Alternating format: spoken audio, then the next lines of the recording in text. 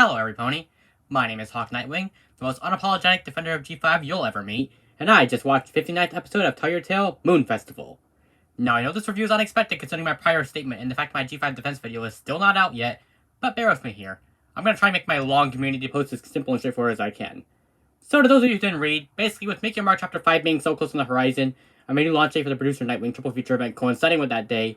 I came up with this new promotion strategy in which I can build up hype for the video itself and get you all excited as me for Chapter 5, which I believe is going to be the best installment ever in this series. Plus, I kind of fear the channel fading to obscurity if I leave it for a little while longer. My last two videos were like a whole month ago, holy cow, and the content conveyor belt's been dead silent ever since. Well, today that's changing as I'm launching my channel early.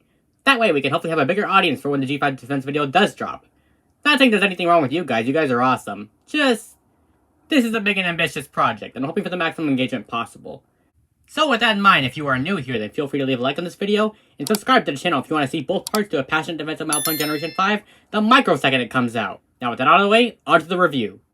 Zephyr Heights is apparently hosting a moon festival for the first time since Magic returned, and as you can expect, things aren't quite right during this festive evening.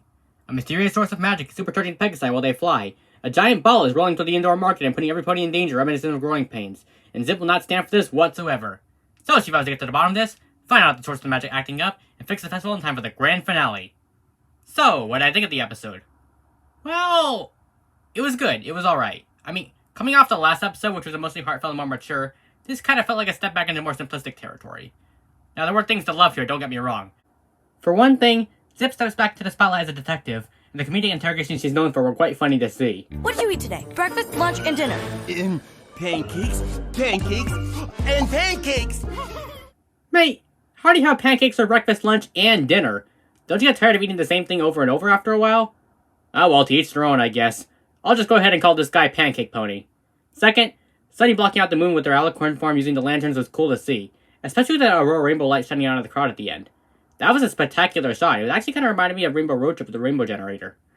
I also think the general vibe of this episode was consistently engaging. One thing I will give the shorter 5-minute runtimes of the Tell Your Tale episodes is that things are constantly moving. You never feel like the story is slowing down to a crawl or anything like that. In this instance, the episode has a really nice pace where we get to see each step of Zip's investigation and her deductions, plus moments before that. We get to see the growing conflict and how it's escalating to the point of utter chaos until it's revealed it's really causing all the mayhem. The moment everything clicks for our favorite pony that it's the moon that's causing all this was well timed and it doesn't feel contrived because there was a shot earlier where Zip realizes what's happening in the reflection pool. It's the tiniest details that set stuff up, and as somebody with an eye for these things, Zip would absolutely figure it out when no pony else could. I love how that brief moment shows her analytical brain, and why her role as a detective may be more befitting of her than one as a princess. Really makes you think. As a result, the resolution was a payoff and it was quite satisfying. Also, can we just appreciate that short flashback of Zip and Pip as fillies? I know someone in fanfiction already did this, but heck, I'm doing it anyway. This series is like the best visual gags, I'm not kidding. I think these new stunt performers are quite interesting. They seem to be the new Wonderbolts, and for their first impressions, I like them. I do. Finally, I am intrigued by the concept of moon magic. Now, whether or not that makes sense is another topic entirely, and if you guys want me to, I will post a breakdown video where I go into depth about the new magic introduced in G5, and whether or not I think these new additions to the World of Equestria make sense in the grand scheme of the overall story. But we're not here to talk about that right now. Just, the concept is quite intriguing, and it opens the door for further exploration as to how the moon may have acquired magic. It could be that the writers are setting up future answers to how the sun and moon move on their own now. My answer is that the planet Equest simply reverted back to its natural rotation cycle after the ponies stopped messing with the celestial bodies, as evidenced by the every forest and how the clouds move on their own in G4.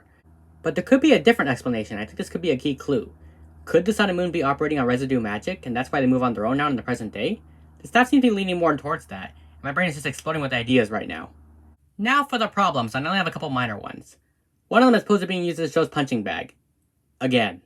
You know, writers, you guys might as well have not reformed Posey to begin with in the first special if you wanted to continue to use it as the show's punching bag. The moment was certainly funny for sure, but I just don't get what the point of it is. We typically like seeing jerk characters get their comeuppance in kids' shows, but Posey? Really? She was reformed, seemed to be turning good, so why do this? Like, why don't you all have Sprout cameo and have the ball hit him instead? You guys informed him of the movie, and he's still a whiny brat in Chapter 4. Let him get his comeuppance for being selfish about handing the already closed factory over. That's karma we actually like to see. I don't know. I think I may be overthinking this a bit too much. What do you guys think? Second is the brief moment where Sunny doesn't believe Zip about magic going haywire again. You'd think after the first time this happened she'd believe her, right? Especially after they've seen so much magic at this point. Heck, even other creatures, since we know this takes place in Chapter 5's time frame. It doesn't really make sense for her to be this oblivious. I think maybe she just wants to have a good night and not be forced to worry about the sort of thing for the bajillionth time, but girl, Zip's word at this point is more reputable than anybody else's at this point. Take a warning seriously, you're smarter than this. Also, Misty has literally no lines in this episode, why is she even here? But overall, this episode was fun. I think the reason why I don't rate it as highly as some of the other ones is because we just came off of a really fantastic episode. Like, you guys don't understand. Sparkle School is one of my favorite episodes of all time now, even after just a few weeks, because of the amount of heart and character development carried in just 5 minutes. That's a Tire Tale we need to see more of personally, especially if it's meant to carry G5 into the future of 2024. I am okay with it though, because despite not carrying much in the way of rewatch value, Moon Festival was fun. It wasn't trying to be self-serious or highly emotional. It was just a fun episode about magical mishaps going on while one of our main characters employs her problem-solving skills to find a solution. It's just simple, good-hearted fun. And there's nothing really wrong with that if I do say so myself. But what do you guys think? Is Moon Festival a good episode? What do you think of moon magic as a concept? Could we be heading towards a definitive answer to one of the most persistent fan questions in all of G5? Do you think poor Posey should get a break? Let me know in the comments below, and if you agree, spam hashtag justice for Posey. I look forward to reading all your thoughts and responding. With that being said, I will see you all very soon. Bye. Contrary to what you hear from most people, Twilight's cameo actually proves an eager willingness on the part of the show staff to set up the overarching narrative and answer questions. By doing this, they are already implying that she and Twilight have some history together, which in turn creates intrigue.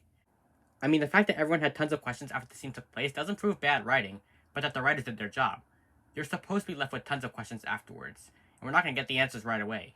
Similar to how FIM set up tons of mysteries with its world with each new piece of lore, and with each new season, some questions got answered, Make Your Mark is going for the same approach.